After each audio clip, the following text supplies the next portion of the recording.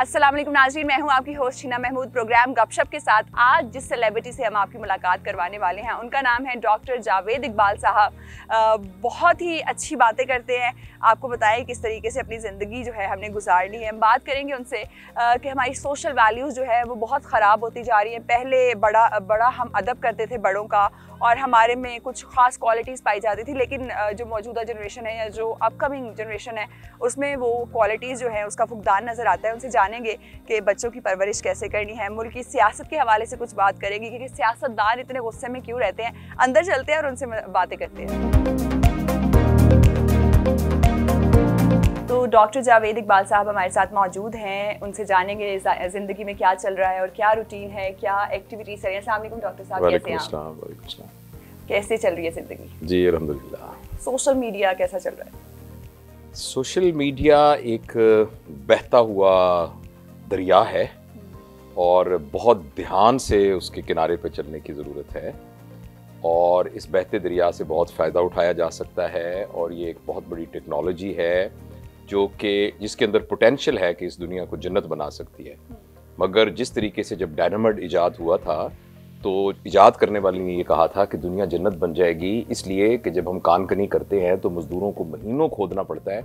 अब एक डायनामाइट को फाड़ेंगे और अंदर से हम वो कानें खोद लिया करेंगे, लेकिन उसके इल्म में नहीं था कि उसकी वजह से बम बनेंगे और दुनिया जहन्नुम बनेगी। तो ये टेक्नोलॉजी भी बहुत ही सेंसिटिव किस्म की एक ईजाद हमारे पास आ गई है। इसके साथ बहुत ज़्यादा तरबियत की ज़रूरत है। अगर हमने मासिस की तरबियत इस सिलसिले में ना की तो हो सकता है कि ये इस तरह का बन जाए हथियार कि जो हमें बहुत सारी नफसियाती मसाइल में मुब्तला कर दे। और ये भी हो सकता है कि ये दुनिया को बदल दे। ये तो अल्लाह ही जानता है, कोई प्रोफेसी तो नहीं कर सकता। लेकिन बहरहाल सोशल मीडिया एक बहुत ही इंटरेस्टिंग फिनोमेना है जो इस वक्त मौजूद है। इस्तेमाल करने वाले की जहनियत पे डिपेंड करता है बेसिकली कि उसको सही तरीके से इस्तेमाल किया जाता है या नेगेटिवली इस्तेमाल किया जाता है। सर दुआ ज़हरा का जो केस है वो बहुत ज़्यादा हाईलाइट हो रहा है। हर पेरेंट जो है अपने बच्चे पे नज़र भी रखता है, प्यार भी करता है, उसकी परवरिश भी अच्छी ही करता है अपने तौर पर। क्या समझते हैं, क्या वजूहात बनती है इस किस्म के वाक़यात की? देखिए, जो आपने कहा है ना कि हर वालिद अपने बच्चों पे वालिदैन नज़र भी रखते हैं, परवरिश भी अच्छी करते हैं, मैं थोड़ा सा इस बात को एलाबोरेट करना चाहता हूँ। एक्चुअली ऐसा नहीं है। और पिछले 30-40 सालों के अंदर ख़ास तौर पर हमारे मुल्क में और पूरी दुनिया में ये हुआ है कि मुआशरे का वैल्यू सिस्टम चेंज हुआ है। मैं आपसे ज़ाहिर उम्र में बहुत बड़ा हूँ और वो ज़माना मेरे सामने है कि पैसा गो हर ज़माने में अहमियत रखता था, मगर एक कदर की हैसियत नहीं रखता था, एक वैल्यू की हैसियत नहीं थी। वैल्यू उन चीज़ों की थी जो पैसे से नहीं खरीदी जा सकती। मसलन किसी के पास पैसा है तो बहुत अच्छी बात है, मगर उसका ईमानदार होना ज़रूरी है, उसका सच्चा होना ज़रूरी है, उसके रिश्तों को निभाना ये उसके लिए बहुत ज़रूरी है। पिछले 30-40 सालों में उसके समाजी रीज़न्स हैं, सियासी रीज़न हैं, इंटरनेशनल कैपिटलिस्ट जो सोसाइटी डेवलप हुई है वो रीज़न्स हैं। इन सब की वजह से बदकिस्मती से हमारे मुल्क में भी बड़ा वो है जिसके पास पैसा ज़्यादा है। अच्छा, अब हम में से हर कोई बड़ा होना चाहता है। अगर बड़ा वो हो जो ईमानदार है तो हर बंदा कोशिश करेगा ईमानदार होने की, लेकिन बड़ा वो है जिसके पास पैसा है तो हर शख्स पैसा कमाने की कोशिश करेगा। इस पैसा कमाने की दौड़ के सिलसिले में जो सबसे चीज़ निगलेक्ट हुई है वो फैमिली लाइफ निगलेक्ट हुई है। एक, अब माँ को भी कैरियर बनाना है, बाप को भी कैरियर बनाना है, क्योंकि उन्हें अब क्वालिटी ऑफ लाइफ नहीं चाहिए, उन्हें स्टैंडर्ड ऑफ लाइफ चाहिए। क्वालिटी ऑफ लाइफ ये है कि मैं सुकून से सोऊं, स्टैंडर्ड ऑफ लाइफ ये है कि मेरे हर कमरे में एसी लगा हुआ हो। क्वालिटी ऑफ लाइफ ये है कि मैं पैदल भी 5 किलोमीटर जा सकूं, स्टैंडर्ड ऑफ लाइफ ये है कि मेरे पास पराडो हो तो मैं जा सकूं। तो अब चूंकि क्वालिटी ऑफ लाइफ के ऊपर स्टैंडर्ड ऑफ लाइफ को प्रायोरिटी दी गई तो घर का हर शख्स कमाने पे लग गया है, जिसकी वजह से बच्चे बहुत निगलेक्ट हुए हैं। तो जो हमारा ये ख्याल है ना कि हर शख्स ही अपने बच्चों का ख्याल करता है, वो ये समझता है मैंने हर एक को मोबाइल तो लेके दिया हुआ है, हर एक को ट्यूशन तो लगा के दी हुई है, शहर के सबसे कीमती स्कूल में तो मैं इसको पढ़ा रहा हूँ, ब्रांडेड कपड़े ये पहन रहा है, इसको मैंने क्रेडिट कार्ड ले दिया है, जहाँ से मर्जी जो चीज़ मंगवाए जो मर्जी खा ले। हमारा ये ख्याल है कि ये बच्चों की तरबियत हो रही है, लेकिन एक्चुअली इसमें हम बच्चों के साथ दूर हो रहे हैं। तो लिहाजा दुआ ज़हरा का एक बदकिस्मती है वो सारा वो केस, लेकिन इस तरह के हज़ारों केस ऐसे हैं जो हमें नज़र नहीं आ रहे और ये टिप ऑफ आइसबर्ग है। और इसकी जो मेन रीज़न है वो ये है कि हमारे यहाँ पेरेंटिंग का कोई मरबूत निज़ाम मौजूद नहीं है। अगर पेरेंटिंग का एक मरबूत निज़ाम मौजूद हो और माँ बाप को ये पता हो, जो कि हम पेरेंटिंग के कोर्सेज़ में शोर मचा रहे हैं बहुत अरसे से, کہ 0 to 7 ایئرس کی ایج میں ایک خاص طریقے کے پیرنٹنگ پرنسپلز چاہیے. 7 سے 13 سال کی عمر میں پھر ٹوٹلی ڈفرینٹ پیرنٹنگ سٹائل چاہیے. اور 13 کے بعد جب بچہ ایڈلٹ ہو جائے گا تو اس کو اٹانومی کس حد تک دینی ہے وہ ایک الگ سسٹم چاہیے. اگر ہم نے اس کو پراپر طریقے سے کیا ہو تو دعا زہرا کے کیس میں یا اس طرح کے کسی بھی کیس میں جو بچی 12-13 سال کی ہوگی تو اس کا ریلیشن اپنے پیرنٹس کے ساتھ مینٹورنگ کا ریلیشن ڈیولپ ہو جائے گا. وہ یہ کہے گی بابا میں فلاں لڑکے سے شادی کرنا چاہتی ہوں اور اس کی یہ ریزن ہے. بابا کہیں گے بیٹا اس سے شادی اس لیے نہیں کرنی کہ اس کی یہ ریزن ہے.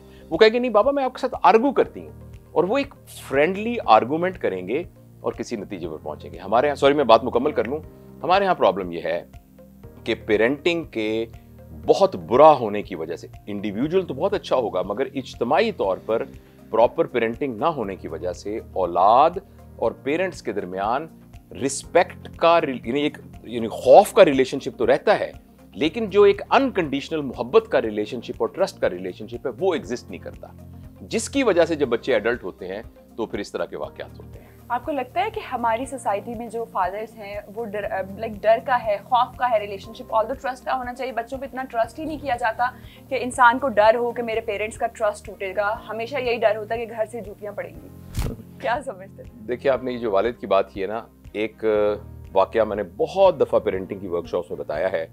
اسد محمد خان ایک بہت بڑے رائٹر ہیں, ان کا ایک افسانہ ہے جس کا نام ہے باسودا کی مریم, اور اگر آپ یوٹیوب پہ لکھیں تو ضیاء محی الدین صاحب کی آواز میں وہ آڈیو میں بھی موجود ہے. اچھا, اس میں ایک معصوم خاتون تھی اور اس کی خواہش تھی کہ وہ مکہ مدینہ جائے گی. تو کسی نے کہا کہ مکہ تو اور شہر ہے, مدینہ اور شہر ہے. تو کہتی نہیں, میں مکے مدینے جاؤں گی جو کہ میرے حضور کا شہر ہے. یہ بات میں نے اس لیے کہی کہ ماں باپ کے نزدیک, بچوں کے نزدیک جو ماں باپ ہیں نا وہ مکہ مدینہ ہوتے ہیں, وہ دو ڈیفرنٹ یونٹ نہیں ہوتے, وہ ایک ہی ہوتے ہیں, مکہ مدینہ ہوتے ہیں. گھر میں اگر فرض کریں پراپر ریلیشن شپ میاں اور بیوی کا نہیں ہوگا تو وہ نوئنگلی اور ان نوئنگلی بیڈ کاپ اور گڈ کاپ کی گیم گھر میں پلے کرنا شروع کر دیں گے. آ جائیں ذرا تمہارے ابا, تمہاری چمڑی ادھرواتی ہوں میں. It can be vice versa as well.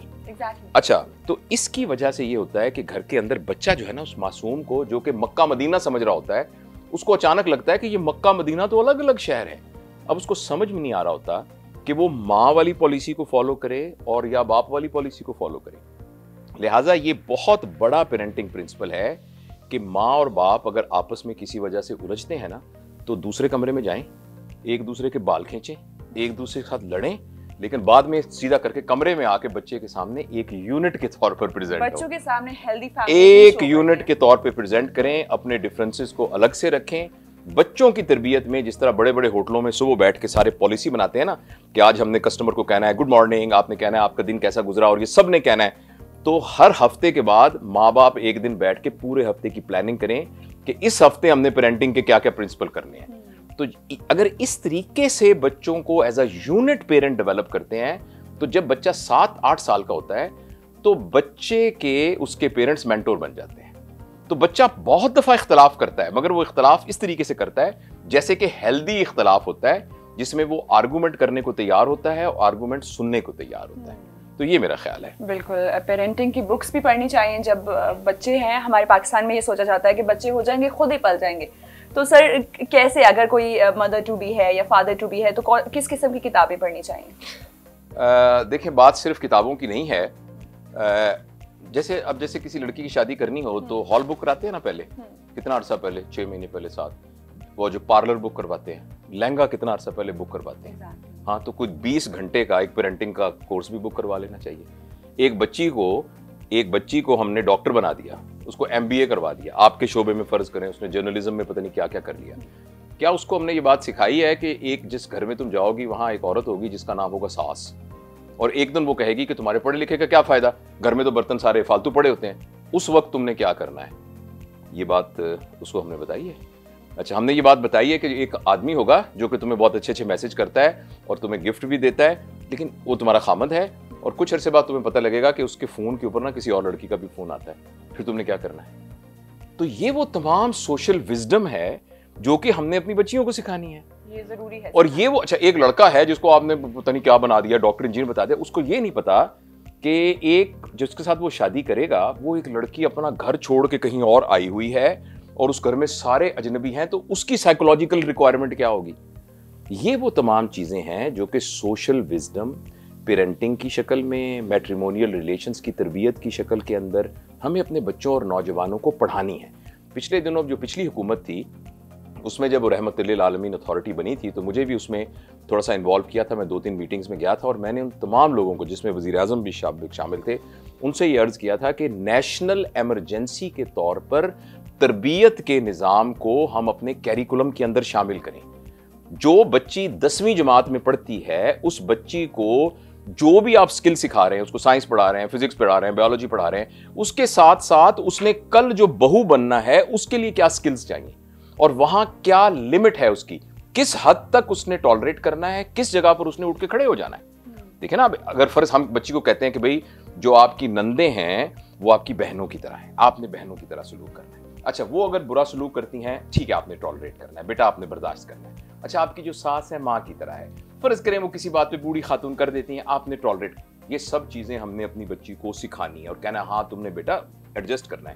لیکن اگر تمہارا خامد شراب پیتا ہے پھر بھی ایڈجسٹ کرنا ہے, پھر بھی تم نے یہ کہنا ہے کہ بھائی نہیں جی ہم نے تو گھر بچانا ہے, مجھے تو یہ کہا گیا تھا کہ جس گھر میں میری ڈولی گئی ہے وہاں سے میرا جنازہ آئے گا. تو یہ ساری لمٹ کے بیٹا اگر آپ کا خامد حرام کما کے لے کے آ رہا ہے تو آپ نے کہنا میں اپنے بچوں کو اپنے پیٹ میں حرام نہیں ڈال سکتی, تو جسٹ اسٹاپ اٹ. اگر اس کے کسی کے ساتھ اور ایکسٹرا میریٹل ریلیشن شپ ہیں میں نہیں برداشت کرتی, thank you very much, I am going. اور ہمیں اس کا مطلب یہ نہیں کہ بچیوں کو باغی بنانا ہے, لیکن بچیوں کو یہ چیز سکھانی ہے کہ ہماری لمٹ کہاں ختم ہوتی ہے اور لمٹ کہاں شروع ہوتی ہے. اسی طریقے سے لڑکوں کو بتانا ہے, اسی طریقے سے یہ سارا کا سارا نظام ایک نیشنل ایمرجنسی کے طور پر نافذ کرنا چاہیے کیریکولم کے اندر.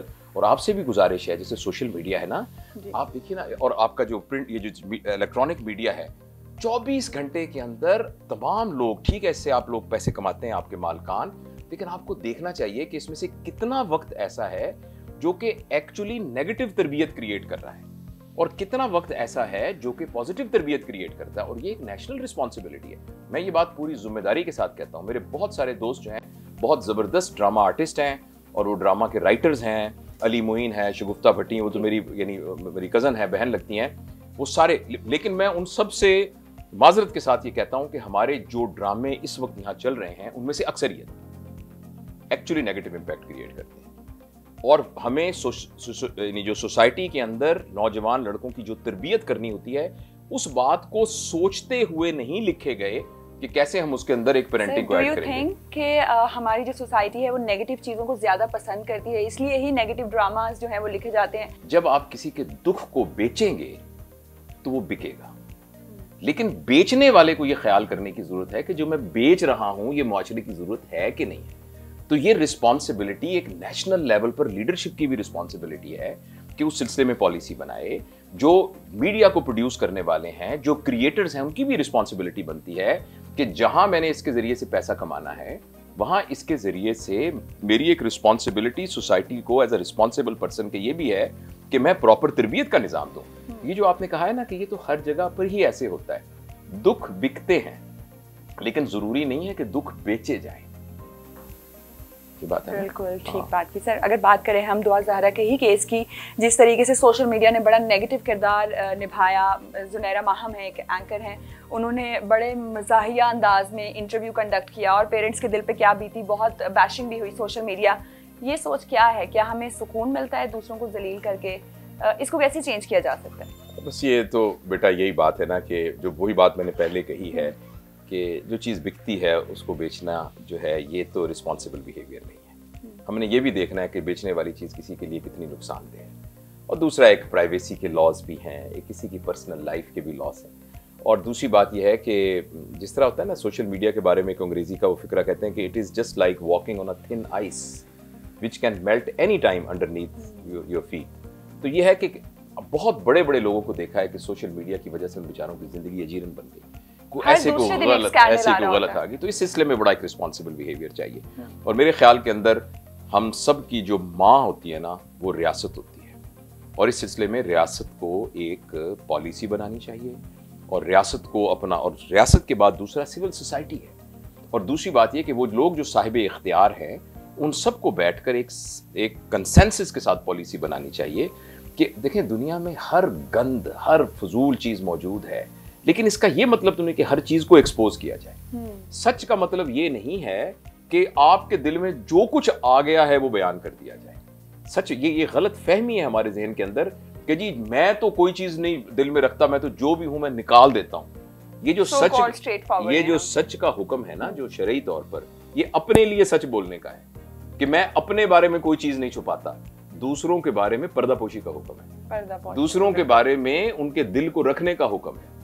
اور آپ حیران ہوں گی اگر آپ کسی علماء سے پوچھیں، کسی شخص کے بارے میں اگر کوئی پوچھے کہ بھئی اس کے بارے میں ہمیں عیب بتائیے، اس میں کیا کیا نقص اور عیب ہے، سوائے 2 ریزن کے کہیں بھی آپ کو سچ بولنے کی اجازت نہیں ہے. اور وہ 2 ریزنز کیا ہیں؟ وہ ایک یہ ہے کہ اگر فرض کریں میں نے اپنی بیٹی کا رشتہ کسی کے ساتھ کرنا ہے اور میں اس سے پوچھتا ہوں کہ یار اس لڑکے کے بارے میں مجھے بتاؤ، تو اگر مجھے اس کو پتا ہے کہ یہ لڑکا ٹھیک نہیں ہے تو یہ اس پر فرض ہے کہ وہ بتائے. اور دوسرا یہ کہ میں نے کسی کے ساتھ کاروبار کرنا ہے اور میں آپ سے پوچھتا ہوں کہ میں نے ان کے ساتھ کاروبار کرنا ہے اور آپ کو اس بارے میں معلوم ہے کہ وہ ٹرسٹ وردی نہیں ہے، تو آپ مجھے سچ بتائیں. سچ بتانا چاہیے. ان 2 باتوں کے علاوہ کم از کم میری تحقیق کے اندر کہیں اسپونٹینیسلی ہر ایک کے ایپ بتانا شروع کر دیں، اس کے اندر یہ نقصہ ہے، اس کے اندر یہ نقصہ ہے، اس کے اندر یہ نقصہ ہے، تو یہ ہم غلط فہمی میں ہیں کہ میں تو جی ہمیشہ سچ بولتا ہوں. تو یہ ایکچولی اس کے پیچھے ایک بہت بڑی سائیکولوجیکل ریزن ہے. ہم سب لوگوں کے عیب چھپا رہے ہوتے ہیں اس لیے کہ اپنے آپ کو جسٹیفائی کر سکیں کہ اگر میں برا ہوں تو کیا ہوا، یہ فلاں بھی تو برا ہے، فلاں بھی تو برا ہے، فلاں بھی تو برا ہے. ہماری جو شرعی رسپانسبلٹی اور ایک سماجی رسپانسبلٹی ہے وہ یہ ہے کہ اپنے بارے میں ہمیشہ سچ بولا جائے تاکہ ہماری اصلاح ہو سکے، اور دوسروں کے بارے میں پردہ پوشی کی جائے اور ان کے ساتھ پھر ہدایت والا، آگہی والا اور نصیحت والا معاملہ کیا جا سکے تاکہ ان کی اصلاح ہو سکے. البتہ یہ جو 2-3 باتیں ہیں جو کہ معاشرے میں فساد کریٹ کر سکتے ہیں. دیکھیں ایک آدمی معاشرے میں فساد کریٹ کرنے کا باعث بن رہا ہے، ہاں اس کے بارے میں سچ بولنا وہ ایک سماجی رسپانسبلٹی. تو سر مجھے یہ بتائیں کہ موبائل فونز کا استعمال بہت زیادہ ہو گیا، بچہ روتا ہے ماں موبائل فون دے دیتی ہے، گیم کھیلو یا کارٹونز دیکھو یا کچھ بھی اس طریقے سے. موبائل فون بچے کو دینے کی صحیح ایج کیا ہے؟ ابھی تھوڑی دیر پہلے ایک دوستوں سے بات ہو رہی تھی اور جو واقعہ میں نے ان کو بتایا تھا میں آپ کے سامنے بھی پیش کرتا ہوں کہ میرے پاس ایک ماں آئیں اور آ کے کہنے لگی کہ ہم نے آپ کی پیرنٹنگ کے بارے میں ویڈیو سنی ہے، یہ میرا 3 سال کا بچہ ہے، یہ موبائل نہیں چھوڑتا. تو میں نے ان سے یہ پوچھا کہ آپ کے بچے کا سورس آف انکم کیا ہے؟ وہ کہنے لگے کیا مطلب؟ میں نے کہا آپ کے بچے کا آمدنی کا ذریعہ کیا ہے؟ تو کہنے لگے اس کا تو کوئی آمدنی کا ذریعہ نہیں ہے. میں نے کہا پھر 50,000 روپے کا فون اس نے کہاں سے لیا؟ کہنے لگے وہ تو میں نے لے کے دیا. تو میں نے کہا پھر آپ کس کی تربیت کے لیے آئی ہیں؟ اس بچے کو تو کسی تربیت کی ضرورت نہیں ہے، تربیت کی تو آپ کو ضرورت ہے. تو آپ اپنے بارے میں بتائیے کہ آپ کیوں موبائل استعمال کرتی ہیں. تو یہ دیکھیے کہ ہمارے جو بچے ہوتے ہیں نا وہ نہیں کرتے جو ہم انہیں کرنے کو کہتے ہیں. خاص طور پر یہ بات جو میں 0 to 7 years کہتا ہوں، 0 سے 7 ایئر تک بچوں کے اندر کوئی یارڈ سٹک نہیں ہوتی اچھے کی، برے کی، مورالٹی کی، امورالٹی کی، ایتھکس کی، ان ایتھیکل ہونے کی، گناہ کی، ثواب کی، جنت کی، جہنم کی، سزا کی، جزا کی. کوئی یارڈ سٹک 7 سال کی عمر تک بچوں کے اندر نہیں ہوتی. پھر بچے کیسے فیصلہ کرتے ہیں؟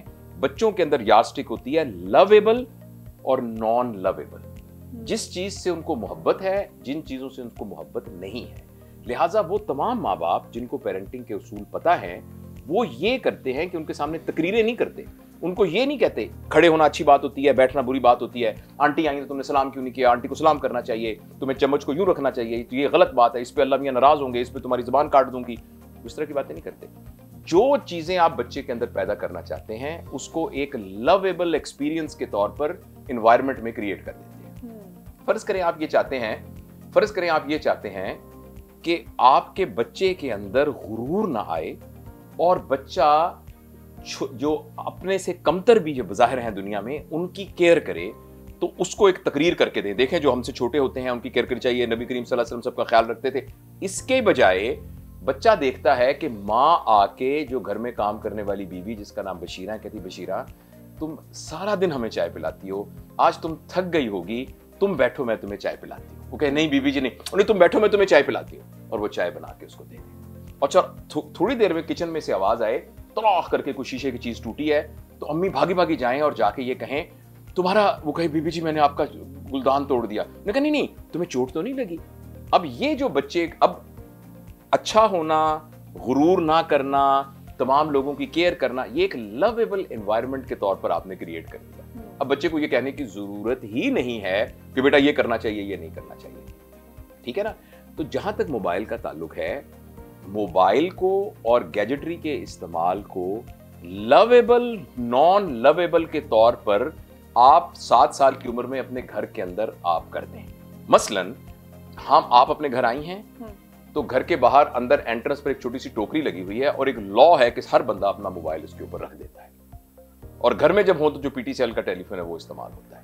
हाँ, अब्बू डॉक्टर हैं, अब्बू को अस्पताल से फोन आ सकता है, इसलिए अब्बू का फोन उनकी जेब में होता है। ये एक डॉक्यूमेंटेड डिसिप्लिन घर में सबको मौजूद है। बच्चा अब्बू के पास फोन क्यों है?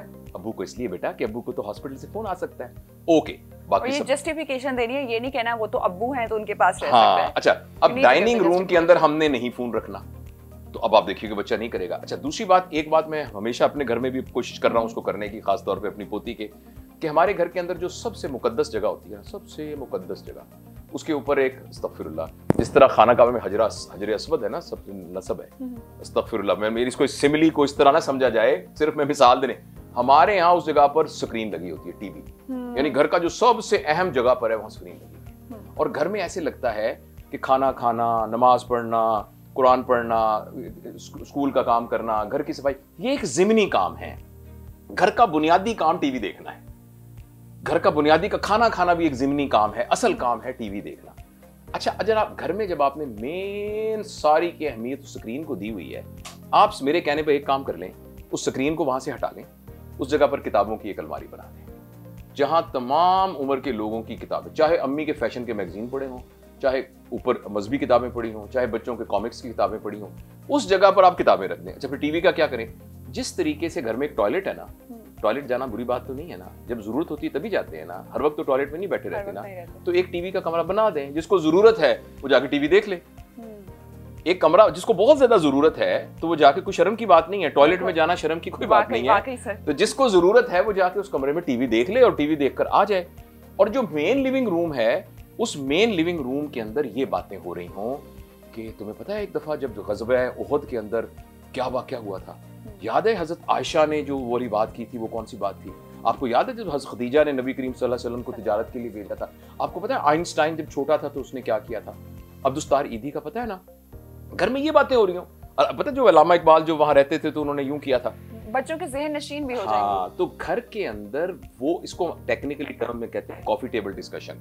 हमारी कॉफी टेबल डिस्कशन टीवी के ड्रामे हैं, हमारी कॉफी टेबल डिस्कशंस ब्रांडेड चीजों का जिक्र है, और हमारी कॉफी टेबल डिस्कशन जो है वो सेलिब्रेशन ऑफ मनी है। देखो, अब ये हमारे भाई हैं, अल्लाह ताला ने इनको पैसे, अब ये शैंगलियर है। अब एक तरीका ये कहने का है कि ये शैंगलियर बहुत खूबसूरत है, और एक तरीका ये है कि ये शैंगलियर 2 लाख रुपए का है। अगर हम ये कहेंगे कि ये 2 लाख रुपए का है तो हमने एक्चुअली पैसे को सेलिब्रेट कर दिया। जब हमने कहा ये बहुत खूबसूरत है तो हमने खूबसूरती को एक वैल्यू दी। तो आपके जवाब लंबा हो गया, मगर इसका मुख्तसर जवाब ये है, अगर हम चाहते हैं कि हमारे बच्चे इस तरह की चीजों से दूर रहें और उस तरह की तमाम नेगेटिव चीजों से दूर रहें, उसके लिए अपने घरों के अंदर जो जैसा हम उनको बनाना चाहते हैं उसको लवेबल एक्सपीरियंस के तौर पर दिखाना पड़ेगा, नंबर 1। और हमारे घरों में जो मेन डिस्कशन है उसका एक मेन पॉइंट है, हमारी डिस्कशन में पैसा सेलिब्रेट नहीं होना चाहिए। वैल्यूज के ऊपर काम करने की जरूरत है सर। सोशल मीडिया जो है आजकल बहुत ज्यादा यूज किया जाता है और इसे रोका नहीं जा सकता। हर कोई बच्चा भी यूज करता है, बड़ा भी, लेकिन आप क्या समझते हैं मिनिमम एज क्या होनी चाहिए एक सोशल मीडिया अकाउंट के लिए? सिगरेट किस एज में पीना चाहिए? एक सवाल है ना, एक सवाल है ना। अच्छा, किस एज के अंदर एक बच्चे को मोटरसाइकिल चलाना चाहिए? फॉर एग्जाम्पल, चलें ये आसानी की बात है, 18 साल। किस उम्र में बच्चे को पिस्तौल अगर उसके पास हो तो हमें कोई हर्ज नहीं है। ये क्या चीज डिटरमिन करती है? ये डिटरमिन करता है कि उसकी जरूरत कब है, उसकी जरूरत कब है। अब एक शख्स को मोटरसाइकिल की जरूरत ही नहीं है, आप उसको मोटरसाइकिल ले देंगे और उसकी तरबियत भी नहीं है तो वो मारेगा किसी जगह पर। छुरी हमें बच्ची को किस उम्र में पकड़ानी चाहिए? जिस उम्र में उसने बर्ची खाने में जाकर काटने की वो चीजें देखनी है और उसको छुरी इस्तेमाल, उस उम्र में छुरी। एग्जैक्टली यही है मोबाइल के लिए और सोशल, जिस वक्त उसकी जरूरत है। अगर क्या समझते हैं जरूरत है कब? हाँ, जिस वक्त एक बच्चे ने ऑनलाइन क्लासेस लेनी है तो उसको स्क्रीन की जरूरत है। एक बच्चा जो है وہ کہیں ٹریول کرنے کے لیے جا رہا ہے, آپ اس کے ساتھ کمیونیکیٹ کرنا چاہتے ہیں جو اس کی ضرورت ہے. تو ضرورت کو ڈٹرمن کر کے کسی بھی ایج میں اس کو دیا جا سکتا ہے, اور اس کے لیے گائیڈ لائن یہ ہے کہ 2 کاموں کی ضرورت ہو سکتی ہے, اور یہ میرے لیے اور آپ کے لیے بھی ہے. ہم اڈلٹ ہو گئے ہیں تو اس کا مطلب یہ نہیں کہ ہم اس سے مبرہ ہو گئے ہیں. نمبر 1 کمیونیکیشن کے لیے, یہ ایک میجک ہے. میری بہن رہتی ہے ڈبلن میں, میری بیٹی رہتی ہے, میں یہاں سے ملاتا ہوں, ابھی ویڈیو آ جائے گی, او کیا حال ہے بیٹا, خیریت سے ہو, زبردست. آپ اب آئی ہوئی ہیں اس کام انٹرویو لینے کے لیے, آپ نے اپنے گھر اطلاع دینی ہے, زبردست کمیونیکیشن. Number 2 information. میں ڈاکٹر ہوں, اب اچانک میں نے ایک دوائی لکھی, پتہ نہیں پریگننسی میں سیف ہے کہ نہیں, تو میں نے دوائی کا نام لکھ کے لکھا کہ فلاں میڈیسن ان پریگننسی, فوراً آ گیا کہ نہیں اٹ از ناٹ سیف. تو انفارمیشن. تو بچے کے لیے بھی بچپن سے اگر ہم نے اس کی تربیت کی ہوئی ہے, اسے کہیں کہ جب کمیونیکیشن کے لیے چاہیے بالکل یہ تمہارے لیے ہے, جب انفارمیشن کے لیے چاہیے یہ تمہارے لیے ہے. جس چیز کے لیے بچے کو نہیں دینا اور بڑوں کو بھی نہیں دینا, آپ کہیں گے ساری دنیا تو کر رہی ہے, ہم دونوں رک کے کیا کریں گے, تو لوگ گرنا چاہیں تو میں کیا کروں, لوگ اپنے آپ کو جلانا چاہیں تو میں تو ذمہ دار نہیں ہوں اس کا. وہ جو چیز جس کے لیے یہ نہیں دینا, اس کا نام انٹرٹینمنٹ ہے. انٹرٹینمنٹ, اور یوز آج کل صرف انٹرٹینمنٹ کے لیے کیا اسی لیے خطرناک ہے نا, اسی لیے تو معاشرے کے اندر بہت زیادہ پرابلم ارائز کر رہے ہیں. انٹرٹینمنٹ پھر کیسے کریں؟ انٹرٹینمنٹ اس چیز سے کریں جس کی ایڈکشن نہیں ہوتی. اس سے جب آپ انٹرٹینمنٹ کرتی ہیں تو آپ کو ایڈکشن ہوتی ہے. اگر کسی نے کبھی سگریٹ چرس پی ہے نا ایسے, تو پہلا جو اس نے کش لگایا تھا تو جو کیمیکل پیدا ہوا تھا اس کا نام ڈوپامین. اور جب اسکرین کی ایڈکشن ہوتی ہے تو ایگزیکٹلی سیم کیمیکل پیدا ہوتا ہے جس کا نام ڈوپامین. اور ان کی خصوصیت یہ ہے کہ جیسے ایک سگریٹ سے دل نہیں بھرتا, 1 سے 2 چاہیے, 2 سے 3 چاہیے, اور وہ ایڈکشن, تو اسکرین کے ٹائم سے بھی دل نہیں بھرتا. پھر آپ نے راتوں کو آپ کا سر دکھ رہا ہوگا, آپ کہیں گے میں سو کیوں نہیں رہی, لیکن آپ کھٹاکھٹ ایسے فیس بک کھول لیا بند کر دی, واٹس ایپ دیکھا بند کر دیا, اچانک انسٹاگرام کھولا بند کر دیا. سوتے ہوئے فون بند کر کے سونا چاہیے. سونے کا تو خیر اس کا میں بتاتا ہوں, وہ تو 8 بجے کے بعد تو یہ اسکرین یوز ہی نہیں کرنی چاہیے, وہ تو ایک ضمنی بات ہے, وہ تو ایک بہت ضمنی بات ہے. میں لیکن جو بات کرنا چاہ رہا ہوں وہ یہ ہے کہ ہمیں انٹرٹینمنٹ میں اپنے بچوں کو اور اپنے آپ کو اس میں لگانا چاہیے جس میں ایڈکشن نہیں ہوتی, اور وہ ہے فزیکل ایکٹیویٹیز. مثلاً پارک میں جانا چاہیے, مثلاً جم میں جانا چاہیے, مثلاً ہمیں اپنے رشتہ داروں کے گھر جانا چاہیے. یہ جو سوشل انٹریکشن, آپ کی ایک پھوپھی جو کہ فلاں گاؤں میں رہتی ہیں, جو 4 سال پہلے آپ ان سے ملنے گئی تھیں, آپ ان کے پاس جائیے. یہ جو ریلیشن شپ ڈیولپ ہوگا نا, یہ وہ ریلیشن شپ ہے جو کہ ہیلدی لائف کے لیے ضروری ہے. ریئل لائف جو ریلیشن شپس ہیں وہ ڈیولپ کرنے چاہیے. سر مجھے یہ بتائیں کہ ملکی حالات آپ دیکھ رہے ہیں, سیاستدان آپس میں لڑ رہے ہیں, سیاستدان کو جو فالو کرتے ہیں وہ بھی آپس میں لڑ رہے ہیں. کیا وجہ ہے اس قدر غصہ, اس قدر نفرت کیوں پھیلتی جا رہی ہے؟ میں آپ کو دل کی بات بتاؤں جی, اور یہ بات میں پوری ذمہ داری کے ساتھ کہہ رہا ہوں, اور کاش یہ بات مجھے سمجھ میں آ جائے اور ہم سب کو سمجھ میں آ جائے. آپ کسی بھی ملک کے اندر ایک ایسے حکمران لے آئیے جو کہ جنید بغدادی ہوں, رابعہ بصری ہوں, اور جو جلیل القدر فرشتے ہیں نا, ان کی حکومت آپ قائم کر دیں گے, تب بھی وہ حکومت ایک معاشرے میں 10-15% سے زیادہ چینج نہیں لا سکتی. جس جگہ پہ ہم یہاں رہ رہے ہیں, اس گلی کے اندر صفائی ہوگی, چینج ہوگی, اس کا تعلق حکومت سے زیادہ یہاں کے رہنے والے لوگوں کی سوسائٹی کا آپس میں ایک گروپ بنا کر بحیثیت معاشرہ سول سوسائٹی کا اکٹھا ہونا ضروری ہے. ہم اپنے دماغ سے یہ بات نکال دیں کہ شاید یہ حکومتوں کے چینج ہونے سے ملک کے حالات چینج. میں یہ نہیں کہہ رہا کہ اس سے فرق نہیں پڑتا, پڑتا ہے. جب اوپر سے ایک لا ہوتا ہے, مگر یہ 10 سے 15% فرق پڑتا ہے. اصل فرق تب پڑتا ہے جب سول سوسائٹی اکٹھی ہوتی ہے, جب میں اور آپ اکٹھے ہو کر فیصلہ کرتے ہیں کہ ٹماٹر کیوں مہنگا ہوا ہے. فرض کریں ٹماٹر مہنگا, چینی مہنگی ہو گئی نا, آپ چینی کیا کریں, میں اور آپ فیصلہ کریں. میں اور آپ سے مراد یہ کہ یہ سارے 10-15 لوگ اور اس پورے علاقے میں رہنے والے سارے لوگ کہیں ہمارے علاقے کے کسی سٹور سے ہم چینی نہیں خریدیں گے. اور آپ دیکھیے 4 دن کے اندر چینی کہاں جاتی ہے, اور ہمیں پتا ہے کہ چینی ریفائنڈ شوگر سے کچھ بھی نہیں ہوتا. تو یہ ایک میں مثال دے رہا ہوں. تو حکومت کے لوگ لڑ رہے ہیں, حکومت کے لوگ آپس میں جھگڑ رہے ہیں, یہ ان کے مسائل ہیں, اور ان مسائل کے پیچھے ان کے اپنے ویسٹڈ انٹرسٹ ہیں. میں یہ نہیں کہتا کہ ان کو ملک و قوم کی فکر نہیں ہے. اگر ملک و قوم کی فکر ویسے ہوتی تو 70 سال میں کچھ نہ کچھ کرنا. جس بڑے نام کو بھی دیکھ لیں, ہر بڑا نام کہیں نہ کہیں حکومت میں رہا ہے.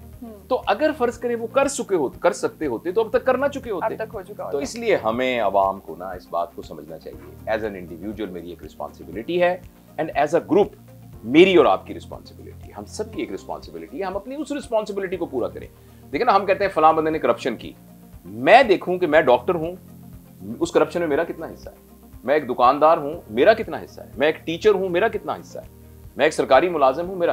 ہم صرف حکومت کو ذمہ دار بتا رہے ہیں، لیکن ہم سب اسی طرح کے ہی بڑے مجرم ہیں.